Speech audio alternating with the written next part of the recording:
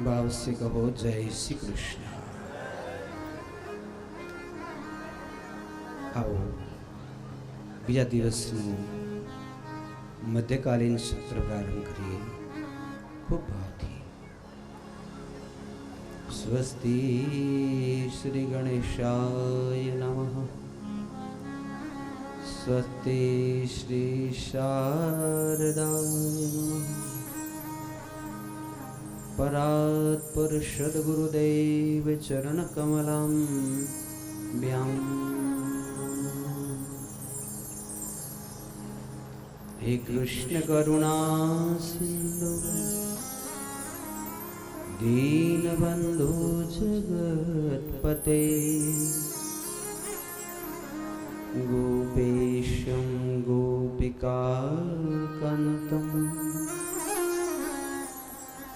राधाकान्ते नमोस्तुते। तप्त कांचन गौरांगी श्री राधे बिंद्रावनेश्वरी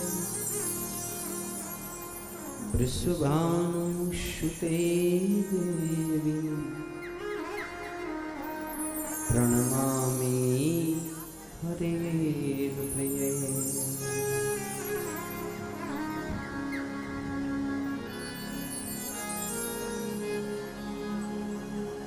राधे जय राधे राधे जय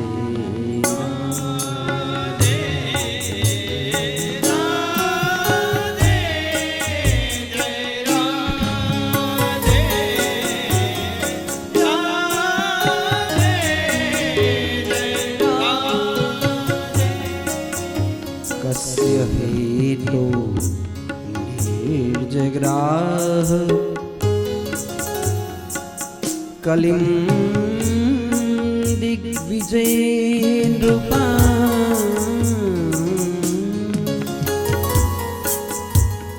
नृदेव चिन्द्रुक शूद्रको असोगां यपदा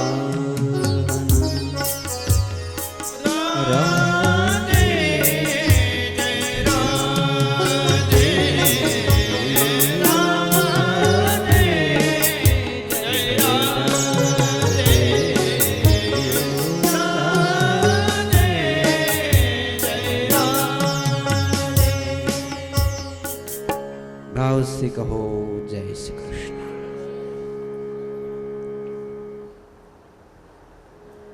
आवो આગળની કથા ખૂબ ભાવથી ગાઈએ અને સાંભળીએ। પ્રાતકાલમાં જ્યારે કથાને આપણે વિશ્રાંતિ આપી તો પરીક્ષિત મહારાજનું કેવી રીતે અવતરણ થયું। માના પેટમાં 7 જ માસના હતા અને કેવી રીતે ભગવાને કૃપા કરી ટચલી આંગળીનો સ્પર્શ કરતા પરીક્ષિત મહારાજ ફરી પાછા જીવિત થયા। કુંતાજીની પવિત્ર કથા ગાઈ, ભીષ્મદાદાની કથા ગાઈ અને પાંડવો જે સ્વર્ગારોહણ કરવા માટે નીકળ્યા એ કથા પણ ગાઈ। ધૃતરાષ્ટ્ર મહારાજ ગાંધારીની સાથે જે બદ્રી કેદારમાં તપ કરે છે એ કથા પણ આપણે સાંભળી। હવે 32 વર્ષની અવસ્થામાં પરીક્ષિત રાજાને રાજાભિષેક કરી પાંચેય પાંડવો હિમાળે હાડ ગાળવા ગયા એ કથા આપણે સાંભળી અને કથાજીને વિરામ આપેલો. હવે પછી જે આ કથા છે વર્ષામેડી, ત્યાં જાડેજા તિલાટ પરિવાર ક્ષત્રિય દરબારો પધાર્યા છે. તો મંચ ઉપરથી, વ્યાસપીઠ ઉપરથી આપનો હૃદયપૂર્વક સ્વાગત કરું છું. દુધઈથી અમારા ટપુભા જાડેજા અને કમલેશભાઈ પધાર્યા છે કથા શ્રવણાર્થે. અને આપ બધાએ પધાર્યા છો, બધાનું હું સ્વાગત કરું છું. સ્વાગતમ વો મહાભાગ પ્રિયમ કિમ કરવાણી બહા. તો એક પ્રશ્ન થાય છે સૌનક ઋષિ, કસ્ય હેતુ નિજગ્રાહ કલી દિગ્વિજયન રૂપઃ. પરીક્ષિત રાજા તો એવા હતા કે પૂર્વ દિશામાં ગયા ત્યારે આકાશવાણી થઈ કે હે પરીક્ષિત રાજા, તમે પૂર્વ દિશા સંપૂર્ણ દિશા ઉપર વિજય પ્રાપ્ત કરી લીધો છે. માત્ર ભારત દેશ નહીં, જ્યાં જ્યાં આકાશના છેડા આવે ત્યાં સુધી પરીક્ષિત રાજાએ ધર્મની ધજા ફરકાવી. પૂર્વ, પશ્ચિમ, ઉત્તર, દક્ષિણ આકાશવાણી થઈ, પરીક્ષિત રાજા તમે સમગ્ર ભૂમંડળ ઉપર ધર્મની ધજા ફરકાવી છે, એવું લખ્યું છે આમાં. પણ દીવા નીચે અંધારું થાય છે. કેમ? તો કે જ્યારે હસ્તિનાપુર પધાર્યા ત્યારે એક પાપીઓ માણસ ગાયને મારે છે, ગાડામાં જોડી છે ગાયને, અને લાકડીથી બહુ જ મારે છે. અને એક બાજુ બળદ છે, એ પણ કેટલાય દિવસથી એને ખાવા માટે નથી આપ્યું અને મારે છે. પરીક્ષિત રાજા એકલા જ હતા, રથ ઉપર બેઠેલા, ભગવાનનું દીધેલું ધનુષ. અને પેલા પાપિયાને જ્યાં જોયો ત્યાં વિચાર કર્યો કે મારા રાજ્યમાં આટલું બધું અધર્મ કે કોઈ ગાડામાં ગાયને પણ જોતરી શકે. ધિકાર હોજો મારા તપ અને સાધનાને. પરીક્ષિત મહારાજ દોડી ચોટી પકડી આમ જો મસ્તકેનું કાપવા જાય ત્યારે પેલો માણસ બોલ્યો કે તમે મને મારી નહીં શકો, હું કોઈ તમારા જેવો માણસ નથી, હું તો કળયુગ છું. ભગવાન ચાલ્યા ગયા, પાંડવો હિમાળે હાડ ગળવા ચાલ્યા ગયા, ધર્મ અસ્તવ્યસ્ત થઈ ગયો, તો હું તો કળયુગ છું. અને કળયુગનું કામ જ એ છે ગાયોને સતાવી, ધર્મ પ્રત્યે શ્રદ્ધા ઓછી થવી, માતા પિતાને દુભવવા, બેનો ભાણેજડા એને દુભવવા, આવું ઘણું બધું આ કળયુગ છે. એમ કે છે મારું કામ છે કે આ સનાતન ધર્મને કેવી રીતે હાનિ પહોંચાડવી. જો મેં આના 3 ચરણ તોડી નાખ્યા છે બળદના. જે નંદી છે ને આપણે શિવ મંદિરમાં, એ સત્ય સનાતન ધર્મનું પ્રતીક છે. આગળ જે કમઠ એટલે કાચબા ભગવાન છે, એ મૂળ આધારનું પ્રતીક છે. કે આપણે પૂછીએ ધરતી કેના ફણા ઉપર છે, તો આપણે કહીએ શેષનાગના ફણા ઉપર.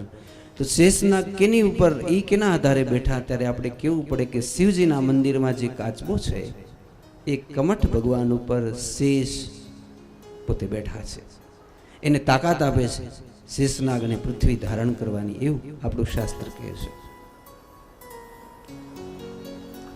તો પરીક્ષિત રાજા બહુ જ ગુસ્સે થયા છે અને એમ કહે છે કે તો પછી મારે તને શું દંડ આપવો જોઈએ? तेरे नाम का दीवाना तेरे दर को ढूंढता,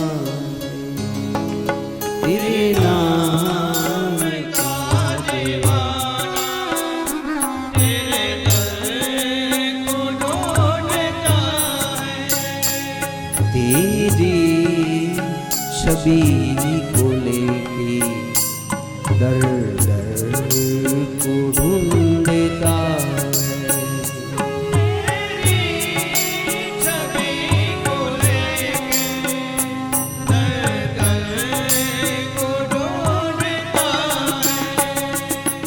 गोकुल से मधुबन में मथुरा से सखी बन में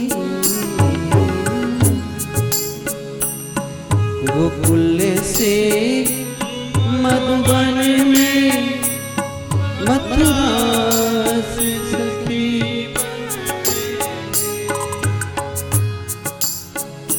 तेरा नाम लेके बोटी को कच्छ से कोटि बन में तेरे नाम का दीवाना तेरे दर को ढूंढता दर दर की ठोकर खा के नाथ तेरा जगा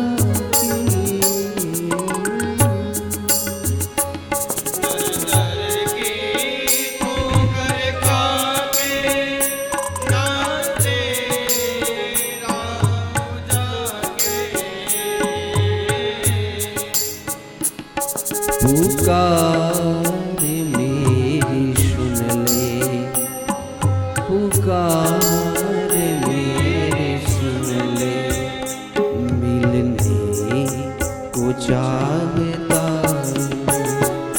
तेरे नाम का दीवाना तेरे घर को ढूंढता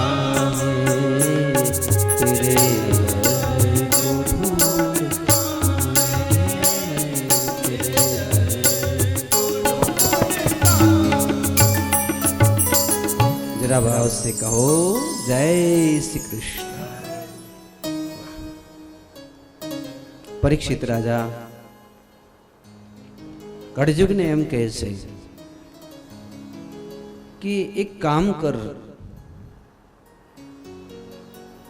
तारे धर्म ने श्रुतावू नहीं અને તને રહેવા માટે જગ્યા આપી દઉં તો કે બાપુ ક્યાં જાઉં ચારે દિશાઓ જે છે ત્યાં તો તમે ધર્મની ધજા ફરકાવી તમે એમ કહો જાપાન જાઓ અમેરિકા જાઓ પણ ત્યાં પરીક્ષિત રાજાનું રાજ્ય છે અમે ક્યાં જઈએ પરીક્ષિત રાજા પેલી ગાય માતાને પૂછે છે માં તમે કોણ છો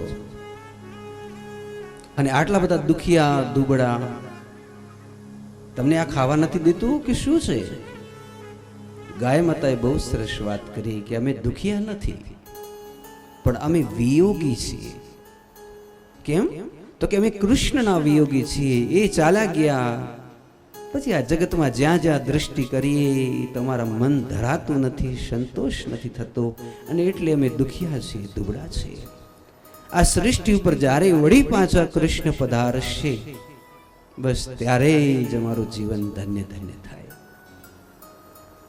પણ માં આ ધર્મને મારે કેમ સમજવું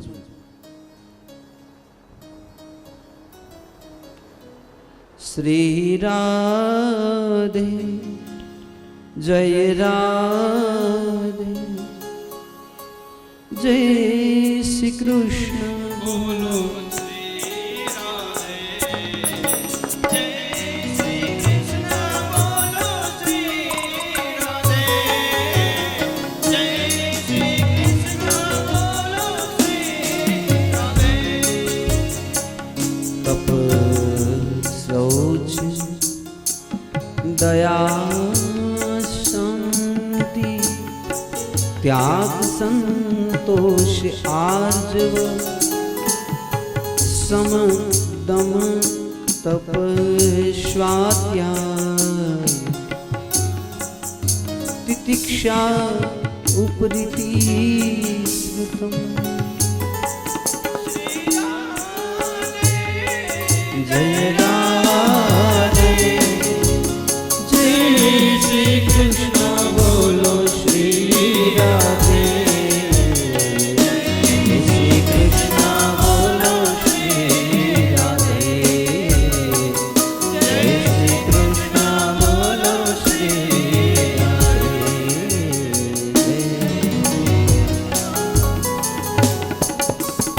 फरी पाछू भाती कहो जय श्री कृष्ण। હવે ધર્મની વ્યાખ્યા છે કોઈ તમને પૂછે તમે હિન્દુ છો બોલે હા ધર્મ કેને કહેવાય તમારે અડધો શ્લોક જ યાદ રાખવાનો પહેલે તપ, બીજું શૌચ, ત્રીજું દયા અને ચોથું સત્ય. અમે આ 4 ચરણ ઉપર સનાતન ધર્મ રહે છે. આ મુખ્ય ધર્મ છે. તપ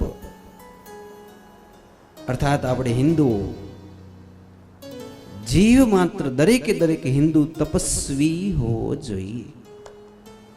જીવ માત્ર કોઈ પણ હોય, સ્ત્રી હોય, પુરુષ હોય, નાનકડો ધ્રુવ જેવો બાળક હોય કે મોટો હોય. પહેલી શરત તપ, બીજું શૌચ. શૌચ એટલે પવિત્રતા. હિન્દુ માત્ર પવિત્રમાં પવિત્ર હોવો જોઈએ. એને કોઈ અભડાવી ન શકે. એની અંદર જેટલી પવિત્રતા હોય, ગંગાને ભલા કોણ અભડાવી શકે? તો આપણે બધા એવા હોવા જોઈએ કે આપને કોઈ અભડાવી ન શકે. તપ, શૌચ. ત્રીજી આવશે દયા. હિન્દુ માત્રને કોઠે દયા અને કરુણા હોવી જોઈએ. મને કહેતા થોડોક ક્ષોભ થાય છે કે આપણે હિન્દુ માત્ર દયાળુ તો છીએ, પક્ષીઓને ચણ આપીએ, કીડીઓને આપીએ, માછલીઓને આપીએ અને ગાયોને તો બહુ જ આપીએ, પણ સગા ભાઈને કાંઈ એક પાંચીઓ ના આપીએ, સગી બેનને ના આપીએ, માને ન દઈએ, બાપને ન દઈએ, ભાઈ બાંડુને ઘરમાં ને ઘરમાં દયા ના આવે. એ આપણી દુર્બળતા છે, દુર્ભાગ્ય છે. ગાયોને ખૂબ તૃપ્ત કરશું, લાખો રૂપિયા દઈ દઈશું, પણ નાનકડો ભાઈ ગરીબ હોય અને કદાચ 5,000 માંગે તો એ નહીં દે.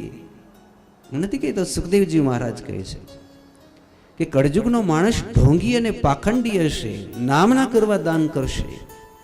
નહીં તો જરૂર છે તમારા ભાઈઓને, બહેનોને, કોઈ ગરીબ દુખિયાને જરૂર છે, પણ આપણે શું કરશું? ગાયોને દેશું કે જ્યાં આપણે નામ કરશું કે સંતોષ કરશું, પણ ભાઈઓને તો એવું જ વિચારશું કે આ આગળ ના આવી જવો જોઈએ, સુખી ન થવો જોઈએ.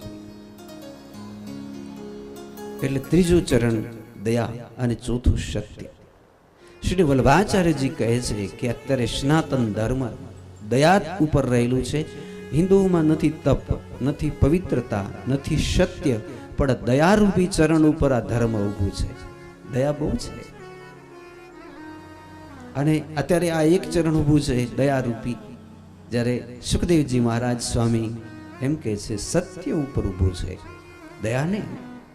કારણ કે સત્ય એટલા માટે કે દરિયો માજા નથી મૂકતો, આકાશ પડી નથી જતો ઉપરથી નીચે, આપણે બરોબર શ્વાસ લઈ રાત્રે મરી નથી જતા, બધું સત્યના પ્રમાણથી ચાલે છે. એટલે સીધો અર્થ એ થયો કે હજી સત્ય છે. તો તપસ, શૌચ, દયા, સત્યમિતિ પાદા કૃતિ કૃતઃ. પછી 39 ધર્મની પણ વાત કરી છે કે અમે 39 પ્રકારના ધર્મ આવે, પરંતુ એ એક જ ભગવાન કૃષ્ણમાં હતા. જરાક સમજીએ. ચલો હું તમને પૂછું કે આ 4 ધર્મ અને 39 ધર્મમાંથી તમારામાં કયો ધર્મ છે?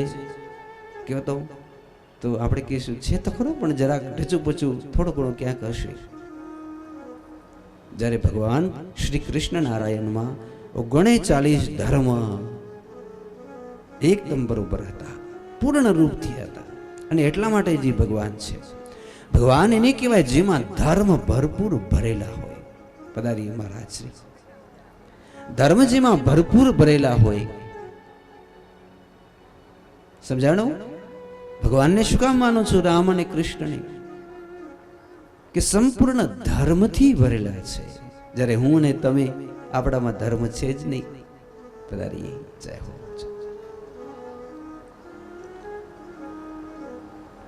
પછી 4 જગ્યા રહેવા માટે આપી દીધી કળજુગને.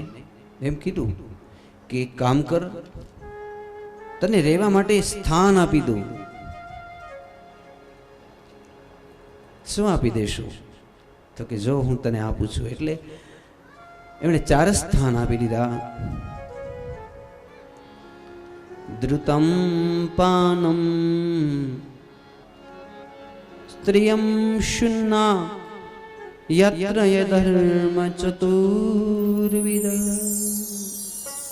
કોઈ આપને હિન્દુને એમ પૂછે કે અધર્મ કેને કહેવાય, ફટ દઈને જવાબ દેવાનો છે. આવી રીતે બોલી દેવાનું. ધૃતમ પાનમ સ્ત્રીયમ શૂન્ય યત્ર અધર્મ ચતુર્વિધા તપ શૌચ દયા સત્ય ઇતિપાદાકૃતિ કૃતા. આચાર ધર્મ, આચાર અધર્મ લેવું. પણ આપણે એવું લાંબુ લાંબુ કર્યું કે તમને પૂછ્યું કે અધર્મ કેને કહેવાય, તો તમે માથું ખંજવાડો. કેટલાય અધર્મ હશે? ના, 4 જ છે.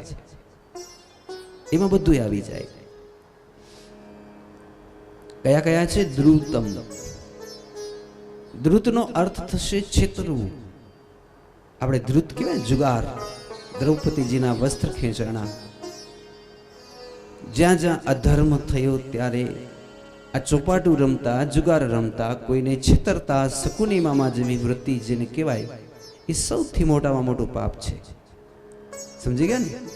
શકુની મામા જેવું જો તમારી બુદ્ધિ હોય તો તમે આમ 100 માળા પહેરો, બધાએ શરીરમાં ચાંદલા કરો, આખો દી ગંગાજળ પીઓ, તો તમે અશુદ્ધ છો. જો તમારી બુદ્ધિ શકુની મામા જેવી છે તો પેલું અધર્મ છે ધ્રુતમ, છેતર. આપણો મિત્ર હોય, પતિ પત્ની હોય, અને આપણે એને છેતરીએ, એને દગો કરીએ, એને ખબર ન પડવા દઈએ, અને પછી ખબર પડે ત્યારે એમ થાય કે ઓહ, આણે મને છેતરી લીધો. આ જગતનું સૌથી મોટું પાપ છે. એટલે કથા કહે છે, જે વૈષ્ણવ હોય, રામ અને કૃષ્ણની સંતાન હોય, એટલે બને ત્યાં સુધી કોઈને છેતરવા નહીં. અને બાકીની સંસ્કૃતિ જેટલી છે એ છેતરવામાં જ માને કે છેતરી છેતરીને ગા કરવાના આપણે. જ્યારે આપણું ધર્મ કહે છે છેતરશું નહીં. બીજું પાનમ. પાનમ એટલે એવા પાન, એવું પીવાનું જે પીધા પછી માણસ શૈતાન થઈ જાય. આટલું જ કીધું. પાનમ એટલે પીવું. શું પીશું? એટલે કે યાદવો 56 કોટી યાદવોએ શું પીધું હતું કે જેથી સંપૂર્ણ સમાપ્ત થઈ ગયા? શું પીધું હતું? એનું નામ છે પાપ. જે પીધા પછી એક સગો ભાઈ સગા ભાઈને મારી નાખે, કાપી નાખે, એની ભાન ભૂલાઈ જાય, આ વસ્તુ બીજું પાપ છે. જે પીધા પછી તમે શૈતાન થઈ જાવ છો. તમે માળા નથી કરી શકતા, ધ્યાન નથી કરી શકતા, આરતી નથી કરી શકતા, પીધા પછી શૈતાન થઈ રખડો છો, તો તમે જગતના બીજા નંબરના પાપિયા છો. હવે આવશે ત્રીજું, સ્ત્રીયા. સ્ત્રીયા એટલે વ્યભિચાર. આપણે હિન્દુ સંસ્કૃતિમાં એક પત્ની વ્રત, અને સ્ત્રી હોય તો માતા પતિવ્રતા આપણો પ્રાચીન ધર્મ છે. પારકી સ્ત્રી જોઈએ તો તરત ઝટક શીશ નમી જાય. અને કહેવાનું તાત્પર્ય એ છે, વ્યભિચાર ન હોય જીવનમાં. પરધન પથ્થર માનીએ પરસ્ત્રી મહત્વ સુમાન, ઇતને કિએ જો હરિ ન મિલે તો તુલસીદાસ જુવાન. બે જ વસ્તુ જીવનમાં આવશે તો એ ભગવાન મળશે. એક તો પારકું ધન ત્યાગી દો, અને પારકી સ્ત્રી ત્યાગી દો. ઇતને કિએ જો હરિ ન મિલે તો તુલસીદાસ જુબાન. મારી જુબાની છે, તુલસીદાસ કહે. આ છે સ્ત્રીયા. વ્યભિચાર જીવનમાંથી છૂટવો જોઈએ. પહેલાના સમયમાં એવા પવિત્ર માણસો જેના પાઘડીના આમ છેડા બોળે તો આડા સંતાનો એ સીધા થઈ જતા પેટમાં. એવા પવિત્ર માણસો જેને સપનામાં પણ વ્યભિચાર ન કર્યા હોય. એનું કાંઈ પણ વસ્ત્ર પરસેવા વાળું બોડી સુવાવડી બેન હોય ને દેવો, આડું સંતાન હોય સીધું થઈ જાય. કેમ? એટલું બધું સત્ય કે જેને જીવનમાં વ્યભિચાર નથી કર્યો. દેવી ભાગવતમાં એમ લખ્યું છે કે જગતની દરેકે દરેક સ્ત્રી જગદંબા છે, પણ જો વ્યભિચારી ન હોય તો. આમ કહ્યું છે. એટલે કોઈ પણ પુરુષ હોય, સ્ત્રી હોય, એને પોતાની વૃત્તિ ન બગાડવી. જો વૃત્તિ બગડશે તો આંખ બગડશે, આંખ બગડે તો મનના વિચારો બગડશે, મનના વિચારો બગડશે તો શરીર બગડશે, પછી જીવન બગડશે. સંકલ્પ કરજો. એક બાપુ મને દ્રષ્ટાંત યાદ આવે છે કે એક વેશ્યા કાયમ આવીને મારા જેવા સંતને એમ કહે કે અમારો કૂતરો ભેગો લઈ આવે, કે અમારો કૂતરો, એની પૂંછડીના વાળ અને તમારી દાઢીના વાળમાં શું ફરક છે? તો બાપુ કાંઈ ન બોલે. વળી વેશ્યા એમ કે કયો, અમારા કૂતરાની પૂંછડીના વાળ અને તમારી દાઢીના વાળમાં શું ફરક છે? પછી બાપુ ઘેડા થઈ ગયા 80 વર્ષના. પછી એક દિવસ બોલાવી કે પહેલા તો હું જુવાન હતો, એટલે બેટી હું ક્યારે લપસી જાઉં મને શું ખબર, એટલે તને જવાબ નતો દઈ શકતો કે મારા દાઢીની વાળ અને કૂતરાની પૂંછડીના વાળમાં શું ફરક છે. જવાની હોય માણસ વ્યભિચારી થઈ જાય તો એની મૂછ હોય કે દાઢીના વાળની કિંમત કૂતરાની પૂંછડી જેટલી હોય. પણ આજ ઉજળે લુગડે જો દાગ ન હોય તો કૂતરાની પૂંછડી જેવી ન કહે, તો પછી આ દાઢીની વાળની કોઈ મૂલ્ય ના આંકી શકીએ એટલી કિંમત છે આની. આ એક જાતનું ધર્મ છે શાશ્વત. તો આમાં કળજુગ રહે છે.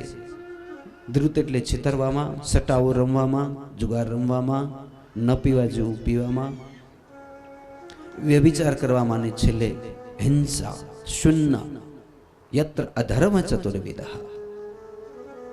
હિંસા 3 પ્રકારે થાય. શાબ્દિક હિંસા, ગાળો બોલવી, કોઈને એકદમ ખરાબ શબ્દ કહેવા, મેણા મારવા એટલે હિંસા છે. વચનથી, મનથી, ઘણા બોલે નહીં પણ મનથી કોઈકને જોઈ અને એવા સંકલ્પ કરે હે ભગવાન આનું એક્સિડન્ટ થાય ને મરી જાય કે એમ કરતા હોય ને મનથી, તો એ માણસ પણ હિંસક છે, માનસિક હિંસાવાળા. એ ભલે ડુંગળી લસણે ન ખાતા હોય પણ મનના બહુ મેલા હોય, હિંસક કહેવાય. અને ત્રીજું છે કર્મ વડે હિંસા કરવી, કોઈ પશુઓને મારવા કે જે હિંસા થતી હોય તે. આ 4 છે. છતાંય પેલો યાચના કરે છે કળજુગ કે હજી એક જગ્યાએ આપો, એક જગ્યા દેવું એટલે મારે 5 થઈ જાય. એટલે પરીક્ષિત રાજાએ બહુ વિચાર કર્યો કે હવે આને મારે કઈ જગ્યા દેવી જોઈએ. એટલે એને રહેવા માટે સુવર્ણ આપ્યું છે. એના શ્લોક છે પુનઃ યાચમાનાય જાત રૂપ મદાત પ્રભુ. યાચમાનાય ફરી પાછું યાચના કરી એટલે જાતરૂપ એટલે સુવર્ણ, સુવર્ણ આપ્યું. સોનામાં કળજુગ છે તો કે હા. કેવી રીતે આપણે સમજાય તો કે આપણે પહેરેલા સોના હોય એને આપણે આમ નીચોડવાના, અને ગરીબની હાય નીકળતી હોય તો એ સોનાની અંદર કળજુગનો વાસ છે. અને એ સોનાને આપણે નીચોડીએ અને કામધેનુ ગાયના દૂધ જેમ પરસેવાની કમાણીથી જેટલા સોના પહેરીએ એમાં કોઈ કળજુગ નથી. પણ ગરીબની હાયથી જે સુવર્ણ તમે પહેર્યા એમાં ચોક્કસ કળજુગનો વાસ છે. તો આ પ્રમાણે રહેવા માટે સ્થાન દીધું. એમ કીધું કે અહીંથી બહાર ન જતો. ફરી પાછી જે ગાય માતાને હૃષ્ટપુષ્ટ કરી. સનાતન ધર્મના 4 પગ હતા: તપ, શૌચ, દયા, સત્ય, હૃષ્ટપુષ્ટ બનાવ્યો. હું પરીક્ષિત ભગવાન કૃષ્ણનો ભક્ત અનન્ય, અને મારી ભક્તિ જો સાચી હોય તો મારું સનાતન ધર્મ હૃષ્ટપુષ્ટ થઈ જાવ. ને સાચે જ હૃષ્ટપુષ્ટ થયા. હવે પરીક્ષિત મહારાજે એક દિવસ મુકટ પહેર્યો છે. જે મુકટ છે કેનો? જરાસંધનો છે. અને જરાસંધ પાસે જે હતું છીનવેલે હતું, એને જો આમ નીચોડીએ તો ગરીબની હાય નીકળે એવું મુકટ પરીક્ષિત રાજાએ પહેર્યું. શિકાર કરવા ગયા. મધ્યાહન કાળનો સમય હતો અને એક ઋષિ એમના ખાસ મિત્ર હતા. આવો શ્લોક સાથે જોઈએ.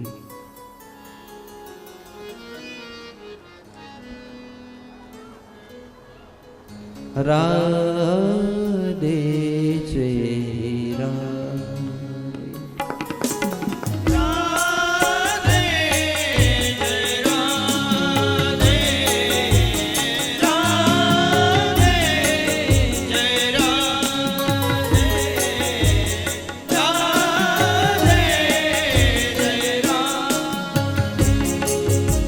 એકદાનુરુદમ્ય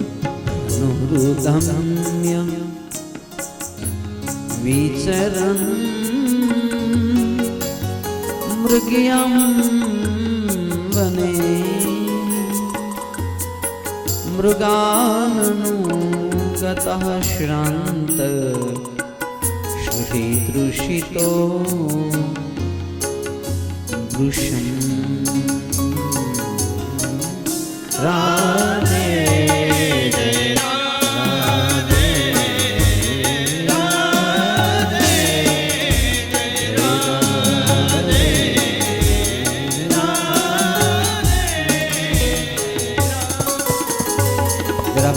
कहो जय श्री कृष्ण, जोर से बोलिए।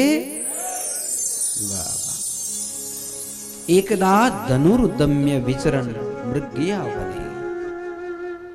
परीक्षित राजा मृग्या रमवा माटे નીકળ્યા છે, મૃગ્યા બને, પણ એક પણ મૃગ એને હાથમાં જ નથી આવ્યું.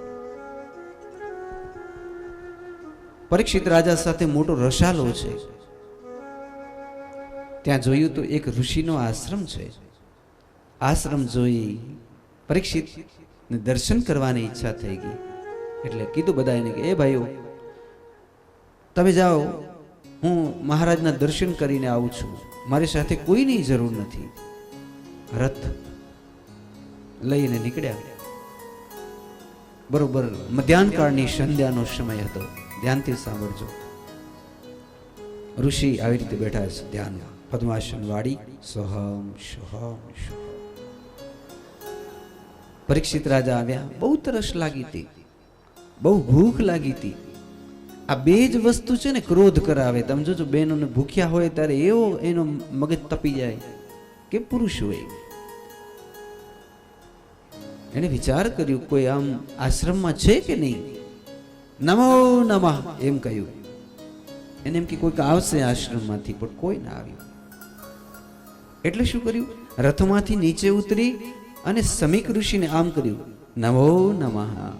બાબુ, હું અભિમન્યુ નંદન પરીક્ષિત આપને પ્રણામ કરું છું. હું આપનો શિષ્ય, આપનો ભક્ત. બાપુ જાગો. પણ બાપુ ન જાગ્યા. આમ કર્યું તોય ન જાગ્યા. હવે પરીક્ષિતને એમ થયું કે નક્કી આ ઢોંગ કરે છે. શું લાગ્યું? નક્કી આ ઢોંગ કરે છે. જજો સતના કોઈ દિવસ પારખા ન હોય. એટલે પરીક્ષિત મહારાજે વિચાર્યું કે એક કામ કરું. બાજુમાં આમ જોયું તો મરેલો સર્પ પડ્યો છે. ભાથામાંથી બાણ કાઢી બાણમાં પેલો સર્પ ઉપાડી મહારાજના ગળામાં મૂકી દીધો. એને એમ થયું કે આપણા ગળામાં કોઈ સર્પ મૂકી તો એ હોય માં આમ કરતા ભાગીને આપણે. એને એમ કે ઋષિ હમણાં જાગી જશે. પણ ઋષિ જાગ્યા નહીં. એના કારણ છે કે માણસને 4 અવસ્થા હોય છે. એક જાગ્રત અવસ્થા. અત્યારે આપણા બધાની અવસ્થા કેવી છે? જાગ્રત અવસ્થા. ત્યારે આપણો આત્મા ક્યાં રહે છે? ત્યારે આપણો આત્મા આંખમાં રહે છે. ક્યાં રહે છે? આંખમાં રહે છે. અંબે અંબે. કાલે તમને પૂછીશ, પાછો યાદ રાખજો. આત્માને રહેવાના આ શરીરમાં 4 ઠેકાણા છે. પહેલો ઠેકાણો છે આંખ. એ બધું બેલેન્સ કરે, કંટ્રોલિંગ કરે. પછી આત્માને રહેવાનું બીજો ઠેકાણો છે કંઠ. એ ક્યારે? તો કે સુષુપ્તિમાં. જ્યારે જોલું આવી જાય એને સુષુપ્તિ કહેવાય. યા તો ધ્યાનમાં બેઠા હોય, તંદ્ર અવસ્થા હોય. એ ખબર કેમ પડે? તો કે આમ નળી જો આપણી વાંકી થઈ જાય તો આપણે સમજવું કે આ માણસ સુષુપ્તિ અવસ્થામાં છે. એને સપના ના આવે, પણ જોલા ખાતું હોય એને સુષુપ્તિ કહેવાય. એટલે આત્માનું બેલેન્સ આંખમાંથી ઉતરી કંઠમાં આવી ગયો. એટલે આમ વાંકી ગરદન થઈ જાય. જોલો ખાતો હોય ને તમે જોજો આમ જ કરતો હશે, નળી વાંકી થઈ જાય. અને ત્રીજું, જ્યારે સૂઈ જઈએ ત્યારે આપણો આત્મા ન તો આંખમાં રહે, ન તો કંઠમાં રહે, આપણો આત્મા હૃદયમાં રહે છે. આપણા આત્મા આમ હૃદયમાં રહી આપને સપનાઓ અપાવે છે, નિંદર અપાવે છે. પણ ચોથી અવસ્થા છે તુર્યાવસ્થા. અને આ તુર્યાવસ્થાની અંદર જ્યારે કોઈ મહાપુરુષ ધ્યાનમાં બેસે ત્યારે એનો આત્મા ધીમે ધીમે અહીં ચોટી પાસેથી એક બ્રહ્મવૃંદ છે એમાંથી તુર્યાવસ્થામાં આવી જાય, અહીંયા રહે છે. એ કથા આપણે જોશું. રાસ અધ્યાયની કથા જે હશે કે રાસલીલા એટલે શું. રાસલીલાનો અર્થ જ એ થાય કે આપણી શુરતા અહીંયા પહોંચી જાય, એનું નામ રાસલીલા છે. તો આ ઋષિ જે અત્યારે ધ્યાનમાં બેઠા છે તો અહીંયા પહોંચી ગયું છે એનો આત્મા, એનો જીવાત્મા. હવે એક વસ્તુ એવી કે અહીંયા જો જીવાત્મા પહોંચે તો કદાચ કાનમાં ખીલાટ ઠોકી દેવો, જીવતે ચામડી ઉતારી લેવો, કંઈ પણ કરો તો એને નીચે ખબર ન પડે. સમજાણું? એટલે ઋષિને ખબર નથી પડતી કે મને કોઈક ડગાવે છે, મને કોઈક બોલાવે છે. પરીક્ષિત ગુસ્સે થયા, સરપ એમને એમ રાખી પરીક્ષિત ચાલતા થઈ ગયા. ત્યાં જઈ અને મુકુટ ઉતાર્યો પોતાના ઘેર જઈને રાજમહેલમાં. અને જેવું મુકુટ ઉતર્યો ત્યારે કળજુગ એમાંથી ઉતરી ગયો. આ મેં શું કર્યું? અરે પેલા ઋષિ તો બ્રહ્મનિષ્ઠ છે, એણે જગતમાં કોઈ દી કોઈનું ખરાબ નહીં કર્યું હોય, તો મેં એના ગળામાં મરેલો સર્પ મૂકી દીધો. અને હું કૃષ્ણનો ભક્ત, પાંડવનું પૌત્ર, મારાથી આવું કેમ થઈ ગયું? આમ પશ્ચાતાપ કરે છે પરીક્ષિત રાજા. અને આ બાજુ પેલા સમીક ઋષિ એટલે એના 5 જ વર્ષનો દીકરો છે. સમીક ઋષિના દીકરા શૃંગ 5 જ વર્ષના છે. એને ખબર પડી કે મારા પિતા ધ્યાનમાં બેઠા હતા, કાંઈ પણ એની ભૂલ ચૂક નથી, કાંઈ એનો વાંક નહોતો, તોય પરીક્ષિત રાજાએ એના ગળામાં મરેલો સર્પ મૂકતી હળહળતું અપમાન કર્યું કહેવાય. કરે કે નહીં? તમે ધ્યાનમાં બેઠા હો, હું તમારી ઉપર ગંદકી ફેંકું, કંઈ પણ રાખી જાઉં તો તમારું અપમાન કર્યું કહેવાય.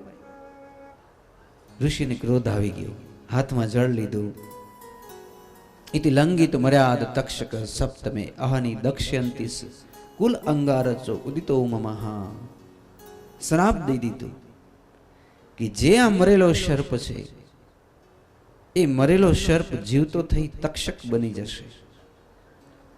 અને પેલા પરીક્ષિત રાજાને 7મા દિવસે દંશ મારશે અને પેલા પરીક્ષિત રાજાનું મૃત્યુ થશે. હું શ્રાપ દઉં છું. અને આટલું કર્યું. ઘણી વખત કહું મહારાજ શ્રી કે આપણાથી હવે આ પબ્લિક બીતી નથી. એનું કારણ શું છે? આપણે શ્રાપ નથી દેતા એટલે. નકર જો શ્રાપ દેતા આવડી જાય ને તો બધા ઠેડ જાય બધાય. ત્યારે મોટા મોટા રાજા મહારાજા પણ દુર્વાસા જેવા ઋષિઓથી બીતા. દુર્વાસા આવી ગયા, ઓ ધ્યાન રાખજો, હમણાં શ્રાપ દઈ દેશે. એક કલા છે શ્રાપ દેવી અને આશીર્વાદ દેવા. હું ખાલી આમ કરી દઉં તો આશીર્વાદ લાગે ના લાગે, આમ કહી દઉં તો એ શ્રાપ એ ન લાગે. એના માટે એક જરૂરી છે જનોઈ. એને કહેવાશે બ્રહ્મનાડી. શું કહેવાય? બ્રહ્મનાડી. એનું નામ છે હિતા, હિતા નાડી. પેલે ઋષિઓના આશ્રમમાં એને જગાડતા. આમ સોના જેવી આવે, આમ શરીરમાં એકદમ આમ આખા શરીરમાં ગોળ ગોળ સર્પની જેમ ફરતી હોય. જે બ્રાહ્મણને કે તપસ્વીને આની અંદર જીવ અંદર પહોરાવતા આવડે તો એ આશીર્વાદ પણ દઈ શકે, શ્રાપ પણ દઈ શકે. મેં એવું સાંભળ્યું પૂજ્ય ડોંગરેજી મહારાજના શ્રી મુખારવિંદથી. એટલે નાનકડો 5 વર્ષનો છે તો એના શ્રાપ દેતા આવડ્યું. જાઓ, 7મા દિવસે તમારું મૃત્યુ થશે. હવે પેલા ઋષિની સમાધિ નીચે આવી ગઈ. કોણ? સમીક ઋષિ. એટલે પૂછ્યું કે બેટા આ બધું કેમ ખડભડે છે? તો કે બાપુ મેં શ્રાપ દીધું એટલે બધું ખડભડે છે. કેને શ્રાપ આપ્યો? તો કે પરીક્ષિત રાજાને. ઓહો, લાખો ભલે મરજો પણ લાખોના પાલનહાર ન મરજો. કે આ તમે શું કર્યું બેટા? પરીક્ષિત હતા ત્યાં સુધી કળયુગને સાચવીને બેઠા હતા. પરીક્ષિત નહીં હોય તો સનાતન ધર્મની રક્ષા કોણ કરશે? એક કામ કરો, સંત સપૂત અને તુંબડા ત્રણે એક સ્વભાવ, એ તારે પણ બોડે નહીં એનો તાર્યા ઉપર ભાવ. આપણે શ્રાપ દઈને બેટા તો એ કોઈકનું કલ્યાણ થવું જોઈએ. શું કરશું? એટલે સમીક ઋષિએ ત્યાં પરીક્ષિત રાજા પાસે મોકલાયા. કેને? પોતાના ગૌરમુખ નામના શિષ્યને. પરીક્ષિત રાજા બેઠા હતા, અફસોસ કરતા હતા. ગૌરમુખ પધાર્યા કે હું સમીક ઋષિના આશ્રમેથી આવું છું. પરીક્ષિત ચરણમાં પડી ગયા કે આજે મારાથી મોટી ભૂલ થઈ ગઈ. તો કે ભૂલ ભલે થઈ, પણ યાદ રાખજો, આજથી 7મા દિવસે તમને સર્પ કરડશે, તમારું મૃત્યુ થશે, અને અમારા ગુરુજી તમારે સર્પદંશ થાય એની ગતિ ન થાય, પણ તમારી ગતિ ઈચ્છે છે મારા ગુરુદેવ.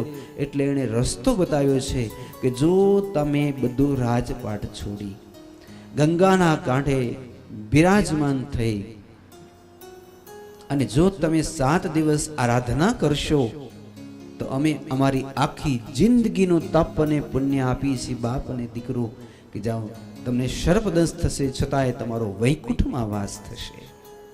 નહીં તો બ્રાહ્મણના શ્રાપ લાગે એનું નખોદ નીકળી જાય, પણ તમારું નખોદ નહીં નીકળે, તમારો વૈકુંઠમાં વાસ થશે. પણ શરત એટલી કે ઘરમાં નહીં, તમારે ગંગાના કાંઠે જવું પડે. આટલું કીધું. પરીક્ષિત રાજાએ અત્યારે 62 કે 63 વર્ષની અવસ્થા હતી. પોતાના દીકરા જન્મેજય રાજાને રાજાભિષેક કર્યો તાત્કાલિક, કારણ કે હવે તો એક ઘડીનો સમય નથી. રાજાભિષેક કર્યો, પિતાના દીકરાને બેસાડી તિલક કરી અને પરીક્ષિત રાજા આ મૃગચરમાં બગલમાં દબાવી ગંગાના કાંઠે શુક્રતાલમાં પધાર્યા. વડનું ઝાડ છે, નીચે બેઠા, હાથમાં જળ લીધું. હું પરીક્ષિત, મારા રોમ રોમમાં કૃષ્ણની ભક્તિ છે. આજ મારી કુબુદ્ધિ થઈ, એક સંતના ગળામાં સર્પ મૂક્યો, મને શ્રાપ લાગ્યો, ભલે લાગ્યો, મને કોઈ ચિંતા નથી, પણ હું 7 દિવસ સુધી અન્ન જલ અને નિદ્રાનો ત્યાગ કરવા ઈચ્છું છું.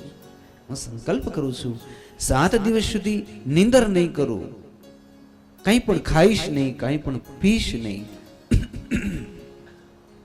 માત્ર ઓમ નમો ભગવતે વાસુદેવના જાપ જપીશ. આમ કરી બેઠા ત્યાં તો આકાશમાંથી આમ ઋષિઓના વૃંદ ઉતરવા માંડ્યા. વ્યાસજી, પારાસરજી, એમ કેટલા બધા હજારો સંતો ઉતર્યા.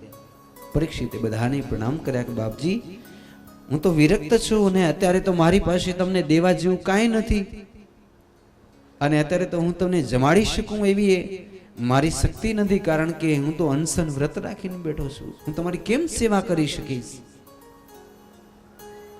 ઋષિઓ કહેવા માંડ્યા, અમે કઈ તારા ઘર જમવા આવ્યા છીએ?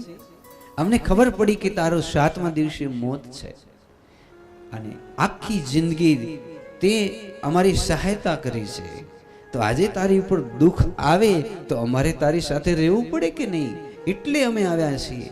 તું મારા ભોજનની ચિંતા ન કરીશ. એટલે એવા કામ કરી જજો કે જ્યારે આપણું મૃત્યુ નજીક હોય ને ત્યારે કોઈક સાચા સંત આપણા ઘરે આવી આપણા ઓશિકે બેસે, આપણા માથે હાથ ફેરવે. દીકરા, ચિંતા ન કરીશ, તારું જીવન ધન્ય બનશે, ચિંતા ન કરીશ. પછી પરીક્ષિત રાજાએ બધાને પ્રશ્ન પૂછ્યો છે. રાધે જય રાધે,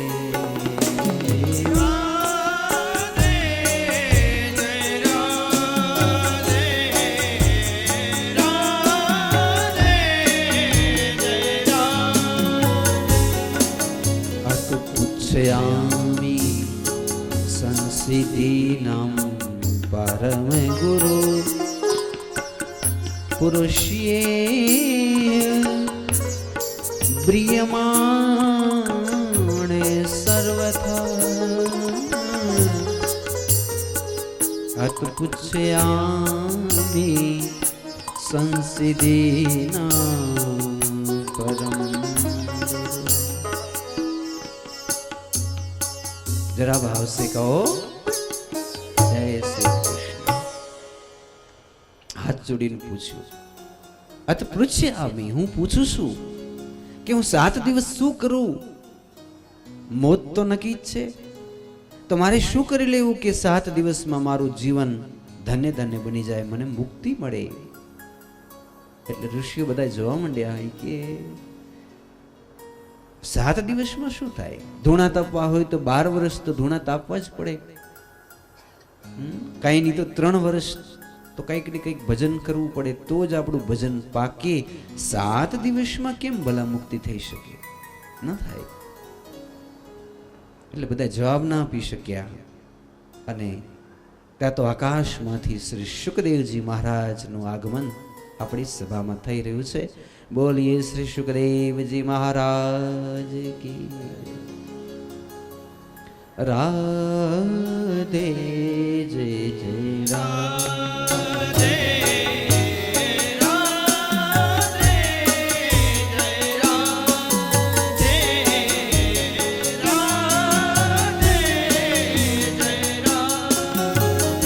કેવા છે સુખદેવજી મહારાજ? આમાં વર્ણન કર્યું છે. અલક્ષ્ય લિંગો નિજલાભ તુષ્ટો ભૃતિશ્ચ બાલે અવધૂત વેશ તમ દ્વય 8 વર્ષ સુકુમાર પાદ કરોરુબાહુ સકો ભૂલેગા.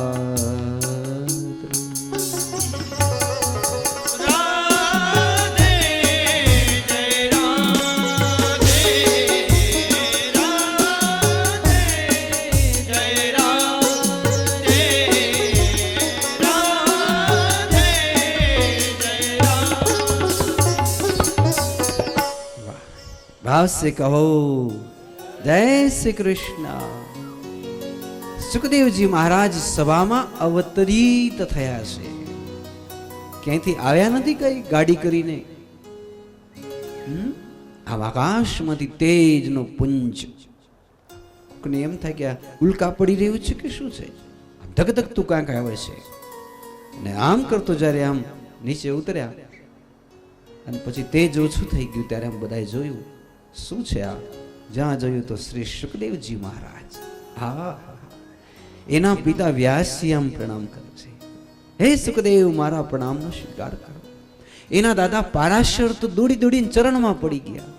આ સુખદેવ તો જોવાય નથી મળતો. કેટલા વર્ષો ત્યાં સુખદેવને જોયો નથી. તમે ક્યાં બિરાજો છો? હે સુખદેવ, અમારા પ્રણામ સ્વીકાર કરો. એવા હજારો ઋષિઓ પ્રણામ કરી રહ્યા છે, પણ શ્રી શુકદેવજી મહારાજ અલક્ષ્ય લિંગો નિજલાભ તુષ્ટા. આમ ઉભા છે. એ નાકના અગ્રભાગી દ્રષ્ટિ છે. કોઈની સામે નથી જોતા. પોતાના પિતાજીની સામે પ્રણામ નથી કરતા. આ સાચા અવધૂતનું લક્ષણ છે. કે અવધૂતને શું પડી છે? પરમહંસને કોઈની સામે પણ નથી જોતા. દ્વય 8 8 ને 8 16 વર્ષ. 16 વર્ષની અવસ્થા છે. એક કોપીન પહેર્યું છે અને એનું શરીર કેવું લાગે છે? દ્વિતીય કૃષ્ણ ઈવ. જાણે સાક્ષાત ભગવાન કૃષ્ણ સામળિયા જેવા છે. ચામડી એવી લાગે જાણે કૃષ્ણ ભગવાનનો હાથ હોય, જાણે કૃષ્ણ ભગવાનનું પેટ હોય. વાંકડિયા વાળ પણ ભગવાન કૃષ્ણ જેવા જ, આંખો પણ ભગવાન કૃષ્ણ જેવી જ, લાલ લાલ હોઠ પણ ભગવાન કૃષ્ણ જેવા જ. સુખદેવજીને જોઈએ દૂરથી તો ખબર ના પડે કે કૃષ્ણ છે કે શ્રી સુખદેવજી મહારાજ છે. અને જેમ લોહ ચુંબક લોખંડને આમ આકર્ષિત કરે એમ ઊંચું નથી જોતા, પણ આમ ધીમી ચાલતા જ્યાં પરીક્ષિત છે એ તરફ હાલતા થયા. પરીક્ષિત આમ દંડવત પ્રણામ કરી પોતાનું જે મૃગચર્મ હતું એ સુખદેવજીને પાથરી દીધું. સુખદેવજી મહારાજ બેઠા, ડાબા પગ ઉપર જમણો પગ ચડાવી અને પછી હવે આમ ધીમી જરાક આંખ ખુલી. કેટલી આંખ ખુલી? સાંભવી મુદ્રા, શિવ જેટલી જરા આંખ ખુલી. કેની સામે જોયું? પરીક્ષિત રાજાની સામે. પરીક્ષિત બેસી ગયા, ચરણમાં પડી ગયા, પણ આશીર્વાદ નથી દેતા. અને આમ કીધું, બોલો શું કહેવા માંગો છો? અત પૃચ્છયામિ સંસિદ્ધિ યોગિના પરમ ગુરુ પુરુષી યતકાર્ય બ્રિયમાણસ હતા. ગુરુદેવ, હું પાંડવનો પુત્ર અભિમન્યુ નંદન કૃષ્ણનો અનન્ય ભક્ત. મારે 7 દિવસમાં મોત, મારે શું કરવું, 7 દિવસમાં શું કરી લઉં તો મારું જીવન ધન્ય ધન્ય બને? મને કંઈક રસ્તો બતાવો, મને કંઈક માર્ગ બતાવો. તો આ ભગવાનના ચરણમાં જ્યારે પ્રણામ કરે છે એ વખતે આપણો જે એમ કહેવાય પ્રથમ સ્કંદ છે ભાગવત પુરાણે વૈયાસિકમ અષ્ટદશ સહસ્ત્રયમ પારમહંસ સંહિતા પ્રથમ સ્કંદે સુખ આગમનમ, સુખજીનું આગમન થાય અને આ સ્કંદ પરિપૂર્ણ થાય. ઇતિ પ્રથમ સ્કંદ હરિઓમ તત્સત. પહેલા એવું હતું કે જ્યારે કથાનો સ્કંદ થાય પૂરો એટલે યજમાન આવે અને પછી ભગવાનની પૂજા કરે, માથે કપડો ઓઢાડે, પછી કંઈ ફળ ફૂલ ને બધું ધરાવે, કેમ કે એ આ પ્રથમ સ્કંદ પરિપૂર્ણ થાય. મોટો મહિમા છે. 12 સ્કંદ છે આ કથાના. 18,000 શ્લોકમાંથી જે પહેલો સ્કંદ છે એ સ્કંદ શ્રી મારા ઠાકોરજીના ચરણમાં હું સમર્પિત કરું છું અને પ્રાર્થના કરું છું કે આપના પરિવારના નામી અનામી બધા જ પિતૃઓ ઉપર શ્રી સુખદેવજી મહારાજ એમની કથા, ભાગવત કથા અને મારા કૃષ્ણ કનૈયા એમની ઉપર કૃપા કરે અને બધા જ પિતૃઓ વૈકુંઠમાં એમનો વાસ થાય, વૈકુંઠમાં કિલોલ કરે, એવી મારી હૃદયપૂર્વકની પ્રાર્થના છે. હવે આવો સાંભળીએ, બીજો સ્કંદ પ્રારંભ થશે. દ્વિતીય સ્કંદ. રાધે જય રાધે રાધે જય રાધે રાધે જય રાધે. વાર્યાને તે પ્રશ્ન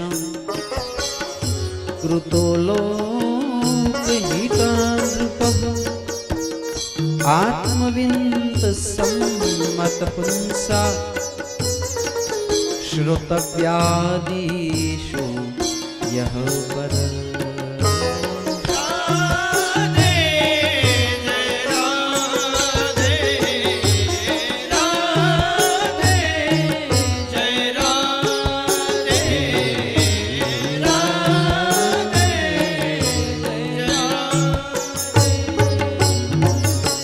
भाव से कहना पड़ेगा जय श्री कृष्ण. हलो वागोड़ी सुशु कथा सांभળી ગયા. સુખદેવજી મહારાજ પરીક્ષિતને મુક્તિ આપી દે. હવે વિચારજો જરા ધ્યાનથી કે તમને મુક્તિ થઈ પણ તમારા કાકા મોટા બાપા વાળા હોય એને મુક્તિ ન થઈ તો આ કથા વધે? આને તો કોઈ ભેદ નથી.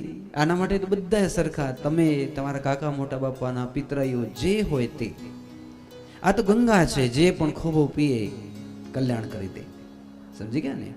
એટલે પહેલી કથા ધૃતરાષ્ટ્રનું કલ્યાણ કર્યું, મુક્તિ થઈ. કુંતાજીની મુક્તિ થઈ, ભીષ્મ દાદાની મુક્તિ થઈ, 5 પાંડવોની મુક્તિ થઈ, કુંતાજીની મુક્તિ થઈ, દ્રૌપદીજીની મુક્તિ થઈ, સુભદ્રા આદિ બધાયની પરિવારમાં મુક્તિ થઈ. હવે છેલ્લે પરીક્ષિત બચ્યા છે. એટલે તમારા માટે એ જાણવાનું, સમજવાનું છે કે તમે એમ ન કહેતા કે પ્રભુ તમે મને મુક્તિ આપો, પણ તમે એમ કહેજો અમારી વંશ પરંપરાના બધાયને મુક્તિ આપો. એમ કેવું પડે આપણે. વાર્યાનેસ્તે પ્રશ્ન કૃતો લોકહિતમ નૃપઃ આત્મવિદ સમ્મત પુંસા શ્રોતવ્યાદેશુ યહ પર. હવે જો અત્યાર સુધી કથા કોણ કહેતું હતું? સુત પુરાણી. અને સાંભળતા કોણ હતા? સૌનક આદિ ઋષિઓ. ક્યાં કથા થતી હતી? નૈમિષારણ્યમાં. આજ બીજા દિવસ સુધી અત્યાર સુધીની જે કથા ત્યાં ગવાતી હતી ને આપણે બધા અહીંયા બેઠા બેઠા સાંભળતા હતા. પણ હવે કથા સુખદેવજી મહારાજ પોતે જ કહે છે. હવે સાંભળે છે પરીક્ષિત અને બધા ઋષિઓ. અને હવે પછીની જે કથા એ બધી જ કથા શ્રી સુખદેવજી મહારાજ કહેશે. હવે તો પરમહંસની કથા જો સુતજી જ્યારે કથા કીધી તો બધી કુંતાજીની કથા કહી, ભીષ્મ દાદાની કથા કહી, બધેની પણ આ સુખદેવજી મહારાજ કોઈની કથા નહીં કે, એ તો આત્માના કલ્યાણની કથા કહેશે કે 7 દિવસમાં જો આપણું મૃત્યુ હોય તો 7 દિવસમાં આપણે શું કરી લેવું જોઈએ. એટલા માટે પૂછ્યું કે જો પરીક્ષિત તું મને એમ કે બાપુ મને મુક્તિ દઈ દઉં તો મને તારી ઉપર પ્રેમ ન થાત, પણ તે એમ કીધું. શું કીધું? જગતના કલ્યાણ માટે જગતના જીવ માત્રને તાત્કાલિક જો મુક્તિ જોતી હોય તો એને શું કરવું? 7 તારા માટે નથી માંગ્યું, કઈ બધા માટે માંગ્યું છે. તે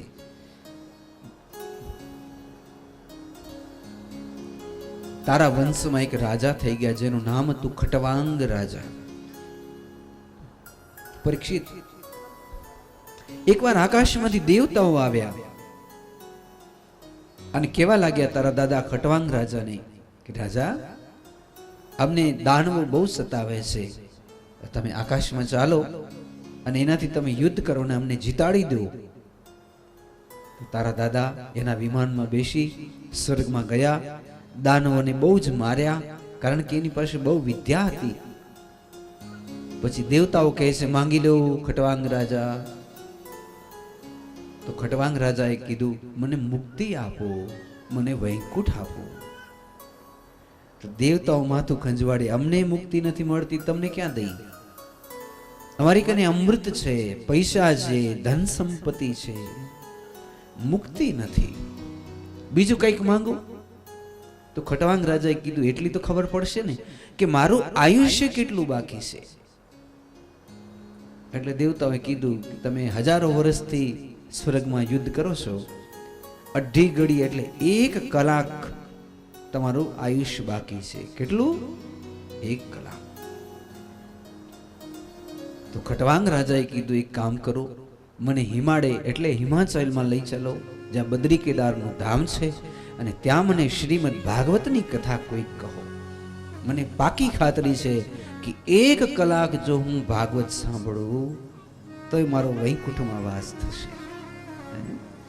તો મને કાંઈ નથી જોતું, મને જલ્દી ત્યાં લઈ ચાલો. દેવતાઓ લઈ ચાલ્યા. નારદ મુનિએ કથા સંભળાવી ખટવાંગ રાજાને. કેટલી વાર? 1 જ કલાક.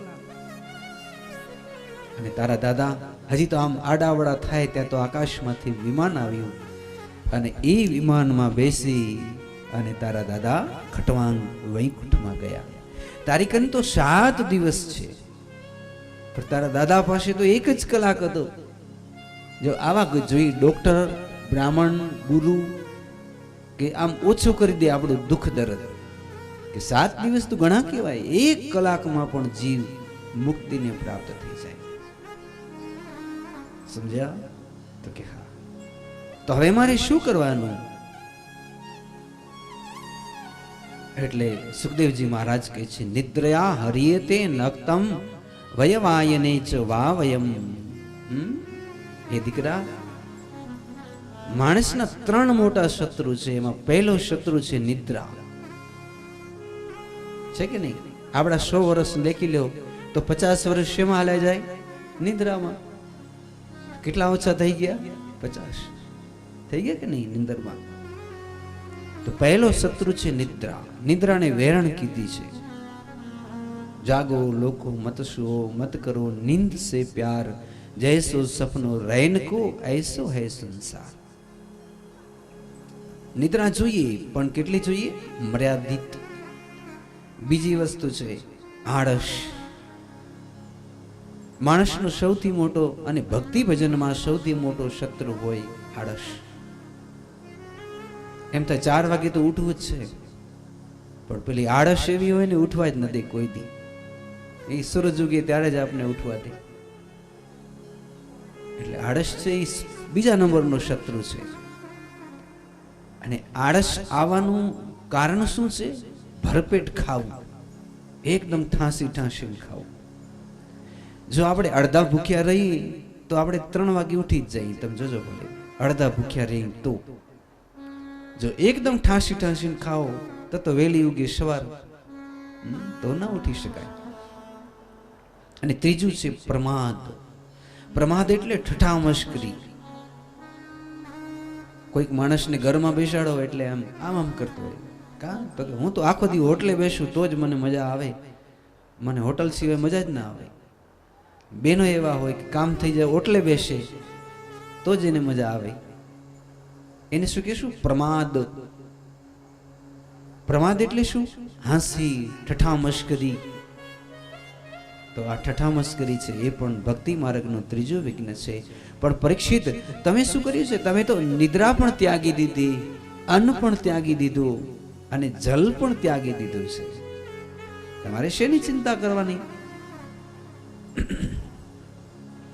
નિર્માન મોહા જીતે સંગે દોષા અધ્યાત્મ નિત્યા વિનિવૃતે કામ દ્વંદે વિમુક્તે સુખ દુઃખ સંને ગચ્છન્તિ અમૂઢા પદ્મ હવે તત. બહુ સરસ કીધું ભગવાને. જેને ભક્તિ કરવી હોય એને શું કરવાનું છે? અસંગ શસ્ત્રના દ્રઢેન ચિતવા. માયાને કાપવી પડશે. જે કથા આપણે આગળ જોશું. માયા એટલે શું? મમ તા. શું કહીએ આપણે? મ પછી આવે તા. મમ એટલે મારું,